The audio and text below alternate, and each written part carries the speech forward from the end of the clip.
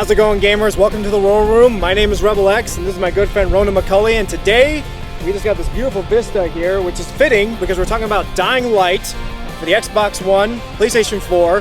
This is the first real big budget title to come out at the beginning of the new year. It's a zombie open world game, and just to start things off, personally, I think the presentation in this game, they nailed it. Oh yeah, no. Really, just fantastic presentation. The visual effects, the graphics are amazing, top notch. I mean, it's a great way to start the year off, and I think a lot of games are going to have a hard time living up to this game really does kind of push the envelope a little bit in the next gen department. The particle effects, the lighting effects, the daytime, the nighttime, really amazing stuff. I love all the details on the zombies. I mean, you see all the blood and the cuts on the regular people too.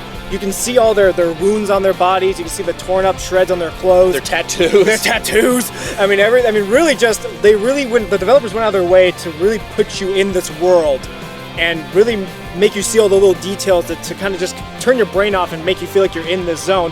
Speaking of which, the sound. Oh my God. The sound from the zombies screaming to, just even the slicing of your weapons to even just the music. Oh. Really great stuff. I'll tell you, my favorite part is hands down the music. You really do feel like you are in a classic movie, like a John Carpenter movie like Halloween or The Thing. The music is amazing. It's frightening. It really is a frightening game. Nothing is more terrifying than to turn your lights off in your room, boost up your surround sound, or put on your headsets and play this game literally at night in a closed-in environment in this game while zombies are bearing down on you from all corners. I mean, the sound is what separates this game from me from a lot of zombie games that have come out over the years.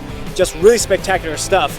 Now, going off on that, the story, though, is unfortunately for us where this game kind of fell apart a little bit. If you were expecting like a Walking Dead or a World War Z type of, entertaining and really fun story, it's that. But if you're expecting more, like developing characters and a story that it grabs you and pulls you in and won't let go, you're gonna let go because it's just not that great of a story at all. I mean, you have your stereotypical characters. You have, the young hotshot of the group of survivors that tries to, prove himself. Then you have the dictator type character who's control of all the supplies and is a total ass. Yeah, the love interest. You have the love interest. I mean, your main character is a guy by the name of Kyle Clay, who's hired by the local government to go into Harran, which is where this game takes place. It's a fictional Middle East city, who has to go in there and recover a file that may or may not contain the cure for this disease. I mean, interesting concept. But if you've seen World War Z, you're Brad Pitt. It's basically the same thing. It's like when we went to Israel and there was that big wall that closed them off and you're trying to find the cure.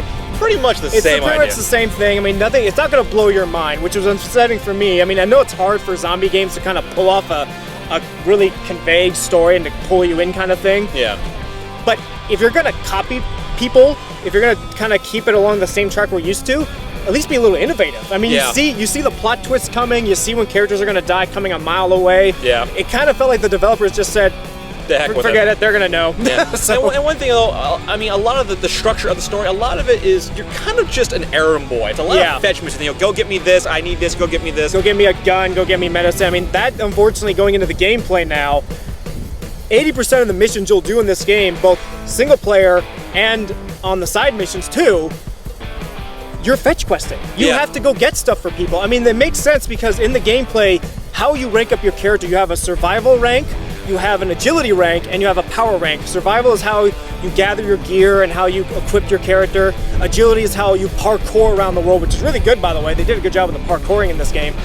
And you then have your power, which is how you fight. Now, in order for you to increase your agility alone, you have to parkour around the world. You have to run a lot, and you have to climb buildings and whatnot.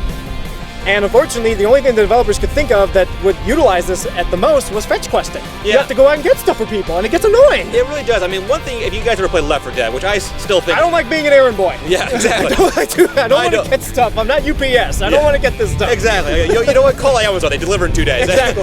Anyway, but the thing is, though, is that, like, if you play Left 4 Dead, which to me is probably hands down the greatest zombie game ever made, even to this day, in that game, you had to occasionally, you had to hold off from a horde as you, like, had to start your car or wait for your evac, or at least it would have been nice. Put you in life or death situations. In this, it's like, hey, I need you to go to that store and get this for me. I need to go get that for me. And It would have been nicer if maybe if like you were told you have to protect someone who's really crucial to finding the cure, and you had to transport them from one area to the next while avoiding hordes and all that, and maybe you had to teach the guy how to do parkour, you know.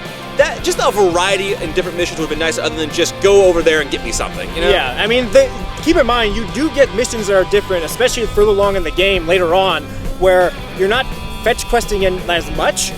They do add a few things like, hey, hold off the zombie horde or go do this, but for every different mission you get, you have like 6 or 7 fetch quest missions, and it just sucks. Now, going off into that, the parkour aspect of this game, they did a little something different. Now, in traditional first-person shooters, for me, and also for you, is that you would always press the A button on the Xbox controller or the X on the PlayStation controller to jump, or maybe just to grab onto things. This time around, they switched it. Instead, on the Xbox controller, you have to press the right bumper button to jump and to grab things at the same time, and I'm assuming on the PlayStation controller, the R1. Now, if you're like me, I commend them for trying something new.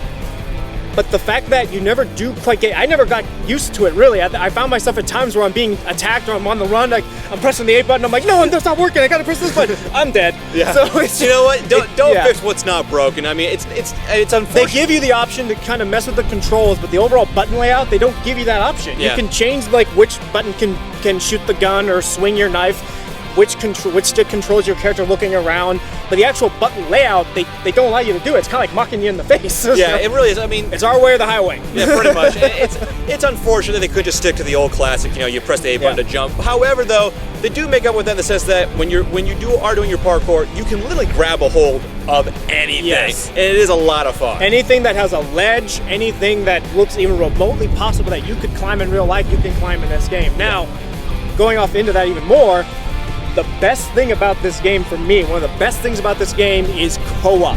Now there's 2 multiplayer modes in this game. The first one is cooperative play, where you and 3 of your buddies can jump into either person's game. You can play every single player mission, side mission, everything all together cooperatively. I love that.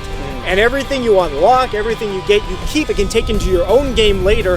They really utilize a full enhanced cooperative game, because playing a zombie game with friends, it never gets old. It's really a lot of fun.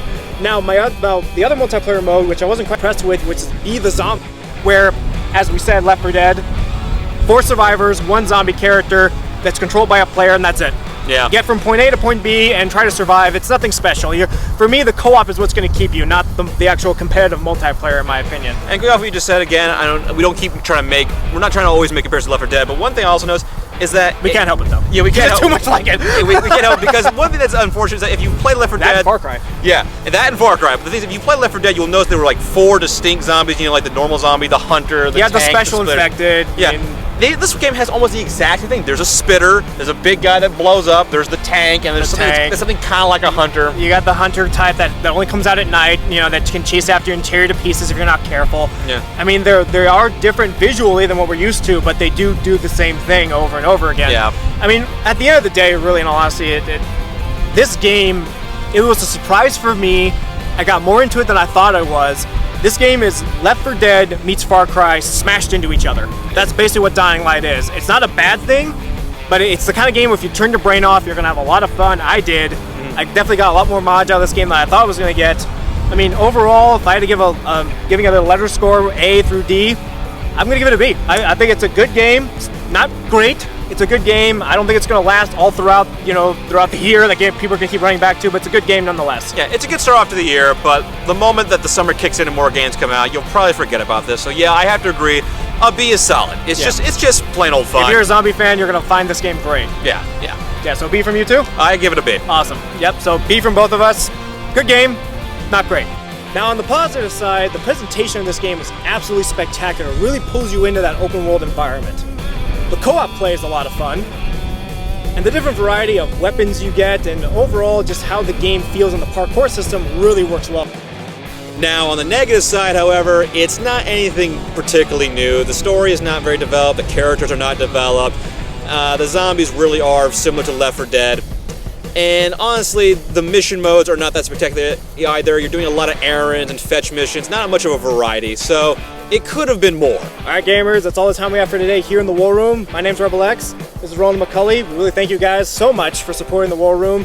Be sure to check out the rest of our vids, along with our gameplay tips and tricks vids on Dying Light. Hope you enjoyed our review. Until then, we'll see you guys next time. here in the war room.